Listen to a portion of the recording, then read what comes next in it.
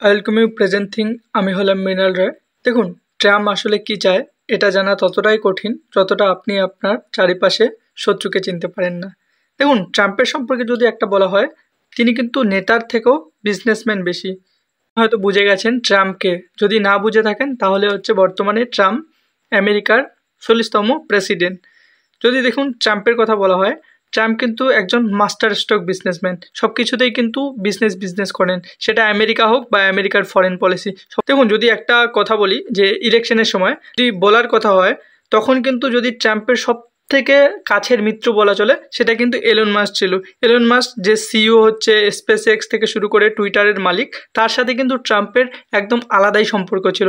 কিন্তু ইলেকশনের পর সেটা আর থাকে না, সেটা কিছু সময়ের পরেই কিন্তু বিচ্ছেদ হয়ে যায়। আর এলন মাস্কের যদি কথা বলি, এলন মাস্ক সেই ব্যক্তি যিনি ট্রাম্পের ইলেকশনে সব থেকে বেশি হেল্প করেছিলেন। সেটা ট্রাম্পের ইলেকশন প্রচার থেকে শুরু করে ফান্ডিং সব কিছুই কিন্তু এলন মাস্ক ম্যানেজ করতেন তার টুইটার প্ল্যাটফর্মের মাধ্যমে। কিন্তু তারপরেই একটা আসে বিগ বিউটিফুল বিল, যেটা কিন্তু এলন মাস্কের ইন্টারেস্টের বাইরে ছিল এবং ট্রাম্প সেটাতে স্কোপ পাচ্ছিল, তার জন্য কিন্তু এই সম্পর্কটা ভেঙে যায়। এখানেই বুঝতে পারছেন যে সব থেকে কাছের বন্ধু কিন্তু ট্রাম্পের কাছে কিছু মুহূর্তের মধ্যেই কিন্তু শত্রু হয়ে যায়। এটাই হচ্ছে ট্রাম্পের পলিসি। ভারত স্পেসিফিক বলি যে ভারতের সাথে আমেরিকার কীরকম সম্পর্ক বা ট্রাম্পের কীরকম সম্পর্ক, এটা যদি অপারেশন সিন্দুর আগে অবধি বলি তাহলে বলবো ভালো, বা অপারেশনের সিন্দুর পরেই কিন্তু ব্যাপারটা একটু এলোমেলো হয়ে যায়। দেখুন, যে একটা বলা হচ্ছে আমেরিকার তরফ থেকে একটা বলা হয়েছিল যে পাকিস্তান আর ভারতের মধ্যে যে অপারেশন সিন্দুর, সেটাতে কিন্তু সিজফায়ার করার যে দায়িত্বটা নিয়েছিলেন সেটা হচ্ছে ডোনাল্ড ট্রাম্প। মানে তিনি একটা ক্রেডিট চাচ্ছিলেন, যেটা কিন্তু ভারত সরকার পুরোপুরিভাবে রিজেক্ট করে দেয় যে না, এখানে কিন্তু সিজফায়ারে আমেরিকার কোনো হাত ছিল না। এরপরেই শুরু হয়ে যায় আসল কাহিনী। দেখুন, এই বিষয়টা হয়ে যাওয়ার কিছুদিনের পরেই কিন্তু ট্রাম্পের যে অ্যাডমিনিস্ট্রেশন তার তরফ থেকে কিন্তু ভারতের ওপর যে ট্যারিফ সেটা কিন্তু ইম্পোজ করা হয়। এবং তাদের যে যুক্তি সেটা বলা হচ্ছিল যে ভারত রাশিয়া থেকে অয়েল ইম্পোর্ট করে, সেক্ষেত্রে যে রাশিয়াতে ফান্ডিংটা যাচ্ছে বা আমরা যে অয়েলটা ইম্পোর্ট করছি তার মাধ্যমে যে টাকাটা যাচ্ছে সেটা ইউক্রেন রাশিয়া ওয়ারে সেই টাকাটা ফ্লোট হচ্ছে। যদি রাশিয়ার কথা বলি, রাশিয়ার কিন্তু টপ ইম্পোর্টার যদি কথা বলা হয় অয়েলের ক্ষেত্রে, সেক্ষেত্রে কিন্তু ভারত আর চায়না, এবং ভারতের থেকেও চায়না কিন্তু দ্বিগুণ পরিমাণে তেল তাদের তরফ থেকে ইম্পোর্ট করে। এবং সেখানে বলা হচ্ছিল যে চায়নার থেকেও কিন্তু বেশি পরিমাণে যে ট্যারিফ সেখানে কিন্তু ভারতে লাগানো হচ্ছিল। এটা একটা হিপোক্রেসির মতো। যে এই সব কিছুর মাঝে কিন্তু একটা বিষয় উঠে আসছিল যে নোবেল পিস প্রাইজ।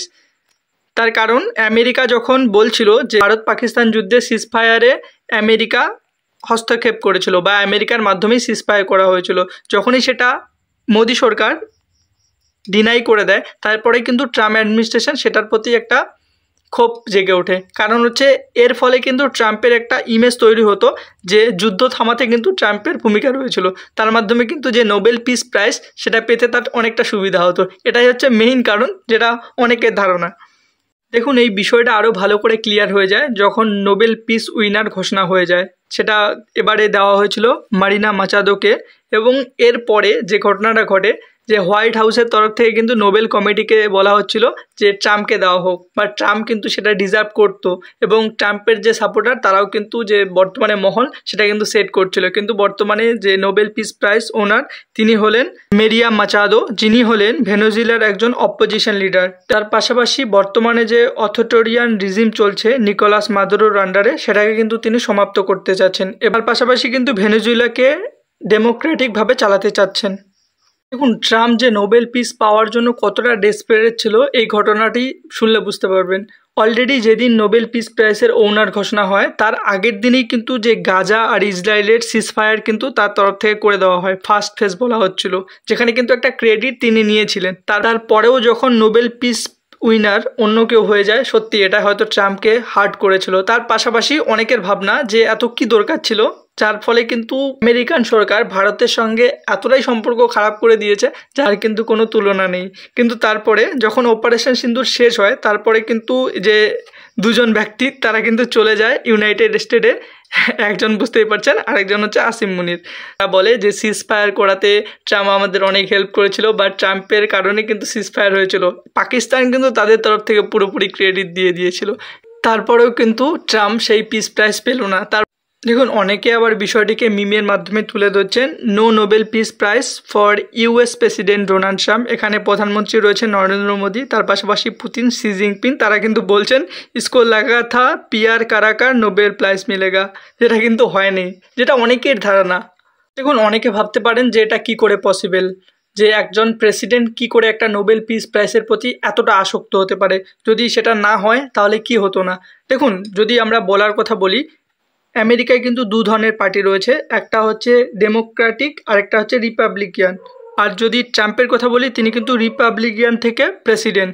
এবার যদি ডেমোক্রেটিকের কথা বলি, ডেমোক্রেটিকের একজন কিন্তু প্রেসিডেন্ট রয়েছেন ওবামা, তিনি কিন্তু নোবেল পিস প্রাইজ পেয়েছেন এর আগে 2009 সালে। এবং ডোনাল্ড ট্রাম্পের সাথে কিন্তু ওবামার সম্পর্ক ভালো নেই। এবার লেগেসির কথা বলা হয়, ট্রাম্প কিন্তু যে ওবামার লেগেসি সেটা কিন্তু নিজের ওপর বজায় রাখতে চায়। তার কারণ হিসেবে কিন্তু অনেকে আবার মিম বানাচ্ছিল। নোবেল পিস প্রাইজ ওবামার ক্ষেত্রে রয়েছে, আই ডোন্ট গেট ইট ট্রাম্পের ক্ষেত্রে বলা হচ্ছে। দেখুন এগুলো তো চলছিল, তার পাশাপাশি আমেরিকা একটা নতুন পলিসি এনেছিল যে এনভিডিয়া তাদের কোম্পানি রয়েছে সেমিকন্ডাক্টরের সব থেকে বড় জায়েন্ট। সেক্ষেত্রে তারা একটা রুলস বানিয়ে দিয়েছিল যে এনভিডিয়া কোনো যদি চিপ বানায় সেটা প্রথমে আমেরিকা ইউজ করবে, তারপরে চায়নাকে দেওয়া হবে, বা আমেরিকা সরকারকে না বলে চায়নাকে তারা ভাবে এক্সপোর্ট করতে পারবে না। এরপর চায়না সরকার কিন্তু উল্টো তাদের ওপর আরেকটা স্যাংশন লাগিয়ে দেয়, সেটা হলো যে আর্থ রেয়ার ম্যাগনেটস রয়েছে সেগুলো কিন্তু আমেরিকাতে যাতে না আসে সেই হিসাবে তারা কিন্তু এমওই বের করে। তার ফলে কিন্তু যে ইউএস বর্তমানে তাদের কিন্তু আরও 100% এডিশনাল ট্যারিফ লাগা দেয়। দেখুন বর্তমানে যদি ভারতের কথা বলি, ভারতে যদি কোনো পণ্য যদি আমেরিকাতে পৌঁছায় সেক্ষেত্রে কিন্তু 50% যে ট্যারিফ সেক্ষেত্রে বলা হচ্ছিল, এবং চায়নার ক্ষেত্রে সেটা কিন্তু 30%। এর আগেও কিন্তু এপ্রিলে আমেরিকা চায়না ট্যারিফ গেম খেলছিল। তার পাশাপাশি বর্তমানে কিন্তু 30% চায়নার ক্ষেত্রে ছিল। এরপরে কি হচ্ছে, বর্তমানে কিন্তু যে ঘটনাটা চলছে তার ফলে কিন্তু যে আমেরিকা এক্সট্রা কিন্তু 100% ট্যারিফ লাগিয়ে দিচ্ছে, যেটা কিন্তু রাতারাতি হয়েছিল। তারপরে যদি আমেরিকার স্টক মার্কেটের কথা বলি, সেটা কিন্তু একদিনে নেমে যায়। মোটামুটি এই ঘটনাটা হয়ে যাওয়ার পরে 1.5 ট্রিলিয়ন কিন্তু নেমে যায়। সেটা এনভিডিয়ার শেয়ার, অ্যাপেলের শেয়ার, মাইক্রোসফট, গুগল, মেটা, যতগুলো বড় বড় জায়েন্ট আছে তাদের কিন্তু শেয়ার একদমই নিচে যায়। দেখুন এটাই স্বাভাবিক, যখন আমেরিকা কোনো পলিসি বানায় বা আমেরিকা কোনো পলিসির কথা বলে সেটা কিন্তু পুরো গ্লোবালি ইফেক্ট করে, যার ফলে কিন্তু এটা দেখতে পাচ্ছি। ট্রাম্পের ওপর যেটা আমি শুরুতেই বললাম যে তার ওপর যে একটা বিজনেসম্যানের ছাপ সেটা কিন্তু দেখা যায়। এর ফলে কিন্তু অনেকের ধারণা এই নীতিটার মাধ্যমে কিন্তু ট্রাম্প অপশন ট্রেডিং করছেন। অপশন ট্রেডিংকে কি হয়, যদি কোনো সময় শেয়ার নামে সেক্ষেত্রেও কিন্তু প্রফিট করা যায়। এগুলোই কিন্তু চলছে বর্তমানে মার্কেটে বা বর্তমান জিওপলিটিক্সে। পরবর্তীতে কোনো নতুন টপিক বা নতুন আপডেট আসলে আমি জানাবো। আর ভিডিওটি শেষ অবধি দেখে থাকলে thanks for watching. Stay happy, stay cool, please subscribe the channel. Thank you.